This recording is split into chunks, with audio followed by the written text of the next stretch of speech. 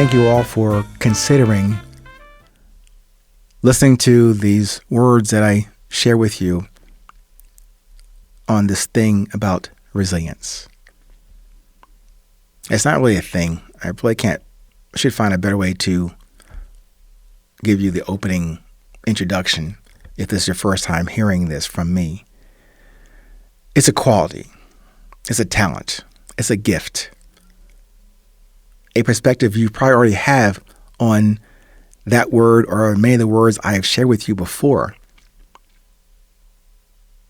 But as I had said also, my commitment to you, my commitment to myself and to my Creator is to change my own and your perspective on this present moment, on this time and now. So I hope I can deliver that to you today. Let's talk about straight lines.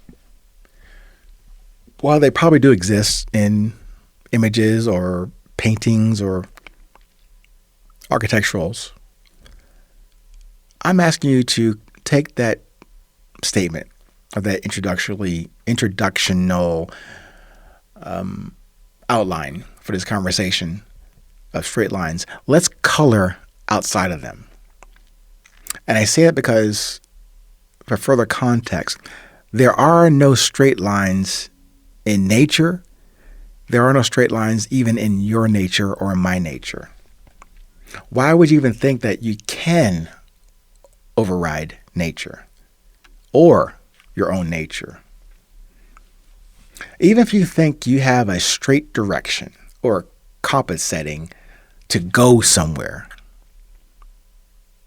nature will either intentionally or unintentionally distract or bump or nudge or impede or accelerate or slow down your forward movement in that direction. You may embark on an endeavor for a location or a destination today. You got the map and the GPS device or application in the ready mode, ready to go. Invariably, something or someone will appear in your way on your path. But that person or pebble in your shoe or that very large dog on that walking path or the sudden traffic jam in the middle of the day or the lady with 500 single items in the checkout line paying with cash at the credit-only terminal. Those kind of things will disrupt your proposed schedule of events and planned progress for the day. And now you get pissed, frustrated, downright mad at nature.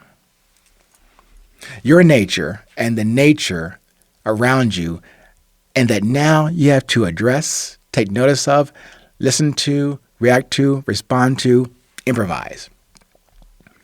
From thinking and swearing about your personal and arrogant nature to get shit done on your time and in your path and your way. Now you have to. Now you need to acknowledge the nature that always wins. The God nature of you and of things. But in our homegrown or university or internet-grown intelligence, we think we can outsmart our installed and insisted natural nature.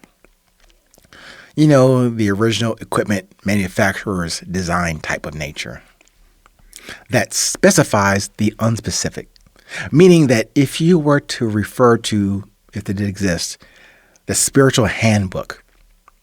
You didn't get the update memo for today on that spiritual handbook? Yeah, I'll send it to you shortly. Send me an email in my website. I'll send it to you. That there are no straight lines in the nature of life, nor do you have them installed in your own nature. Sure, getting from A to B, that sounds good and looks good on paper. on paper. Great plan, great outline, fantastically certified blueprint until that traffic or production delays or your chief operating officer quits on you or your wife divorces you or that nasty virus or disease knocks you down.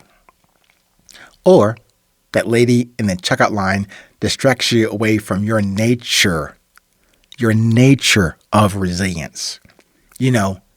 As a reminder, your nature of resilience I'm proposing to you is to have more courage than vanity to apply on this journey, to bolster your patience, to remind me of one of my many, many shortcomings on this journey, that patience thing, that I can get from this note to that note in my improvisation efforts with my trumpet. On trumpet, and for me, that's to apply in life. A to B will not work. I'll have to recognize and acknowledge and intonate the X, the Q, maybe the E between A and B. Just a verbal and visual analogy, but essential to this point. We have no straight lines to walk or to drive or to execute in this life. We should have an idea, have a direction, but remember to measure twice before you cut the decision to proceed into nature and through and with your original nature, with the onboard natural checkpoints of, you got it, desire, discipline, and drive on that direction, and to accept and allow your beauty and presence to guide you through those bumps in the road or in the checkout line. I know I mentioned before that statement by Iron Mike, Mr. Mike Tyson, and it applies here also. Great to have a direction, great to have a game plan, great to have an idea to do this and then that to get to that. And even better, in the boardroom or in the planning room sessions or in your computer, on your laptop, or God forbid, an actual pencil and paper. Great idea. But when you take a thing outside, all of its nice trimmings and gloss on that plan, you get punched in the mouth. That plan goes out the window. Now you got to get a better one. No, now you come up with the best one for this moment. That's what I'm talking about. A new perspective on this present moment. No matter how well or how poorly you plan, remember to remain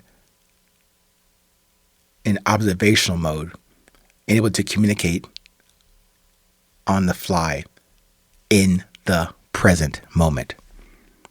Stay safe, stay present, stay current. No matter where you are in this world, please do remember, no straight lines, and tell them it will always be 820.